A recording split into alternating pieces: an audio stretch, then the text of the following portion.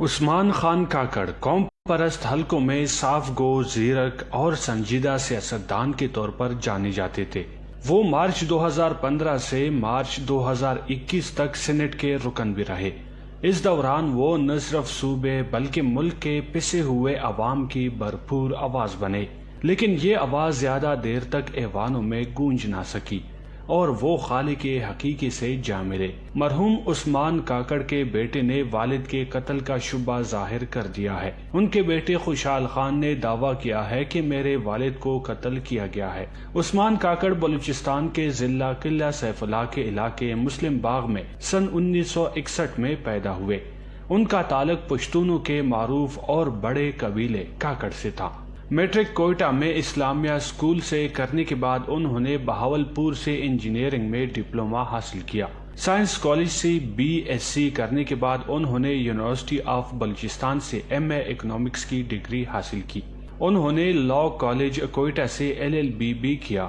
زمانہ طالب علمی سے ہی وہ پشتون قوم پرست طالب علم تنظیم پشتونخوا ملی اسٹوڈنٹس آرگنائزیشن سے وابستہ ہوئے۔ وہ تنظیم کے مختلف عہدوں پر فائز رہنے کے علاوہ سن 1987 میں پشاور میں ایک بڑی کانفرنس میں تنظیم کے سیکرٹری اول یعنی سربراہ منتخب ہوئے۔ عثمان کاکڑ سابق آمر ضیاء الحق کے دور میں پابندیوں کے باعث ترقی پسند طلباء کی ملک گیر الائنس پاکستان پروگریسو الائنس کے پلیٹ فارم سے بھی متحرک رہے۔ سن 1986 میں طلباء سیاست سے فراغت کے بعد انہوں نے باقاعدہ طور پر پشتونخوا ملی عوامی پارٹی میں شمولیت اختیار کی۔ سن 1986 میں طلباء سیاست سے فراغت کے بعد انہوں نے باقاعدہ طور پر پشتونخوا ملی عوامی پارٹی میں شمولیت اختیار کی۔ پارٹی میں فعال کردار کی وجہ سے محمد عثمان کاکڑ کو پارٹی کا صوبائی صدر منتخب کیا گیا اور گزشتہ طویل عرصے سے پارٹی کے صوبائی صدر کی حیثیت سے فرائض سر انجام دیتے رہے ہیں۔ پارٹی کا صوبائی صدر ہونے کے ساتھ ساتھ وہ پارٹی کے مرکزی سیکرٹری کے عہدے پر بھی فائز رہے۔ عثمان کاکڑ سن 2015 میں پشتونخوا ملی عوامی پارٹی کے ٹکٹ پر بلوچستان سے سینٹ کے رکن منتخب ہوئے۔ عثمان کاکڑ نہ صرف اپنی پارٹی کی سطح پر بلکہ محکوم اقوام کی تحریک پونم اور MRD سمیت دیگر تحریکوں میں بھی فعال کردار ادا کرتے رہے۔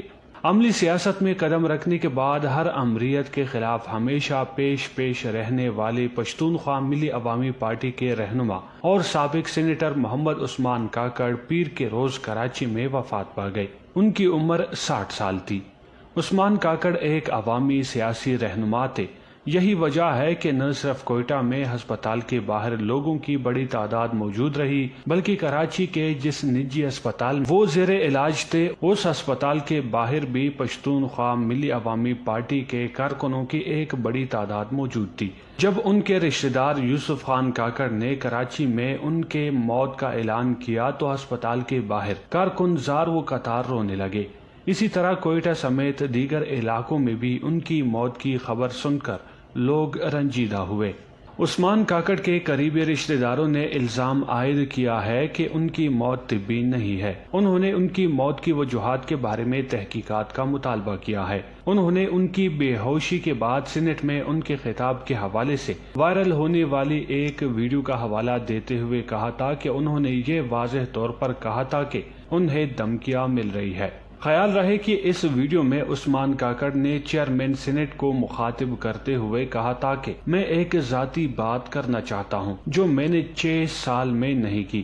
ان کا کہنا تھا کہ ہم پر دباؤ ڈالا جا رہا ہے کہ ہم جمہوریت اور اپنے نظریات سے دستبردار ہو جائے، قوموں کی بات کرنا چھوڑ دے، پارلیمنٹ کی بالادستی کی بات کرنا چھوڑ دے اور جو غیر جمہوری قوتیں ہیں ان پر تنقید کرنا بند کر دے۔ عثمان کاکڑ نے کہا تھا کہ مجھے یہ اشارے اور پیغامات مل رہے ہیں لیکن میں یہ نہیں کر سکتا۔ مجھے کچھ ہوا، میرے بچوں کو کچھ ہوا اور میرے خاندان کو کچھ ہوا تو کوئی پرواہ نہیں، کیونکہ مجھے میرے نظریات، جمہوریت، میری قوم اور پارلیمنٹ کی بالادستی زیادہ عزیز ہے، لیکن میں یہ ریکارڈ پر لانا چاہتا ہوں کہ مجھے یا میرے خاندان کو اگر کچھ ہوا تو اس کے ذمہ دار 2 انٹیلیجنس ادارے ہوں گے۔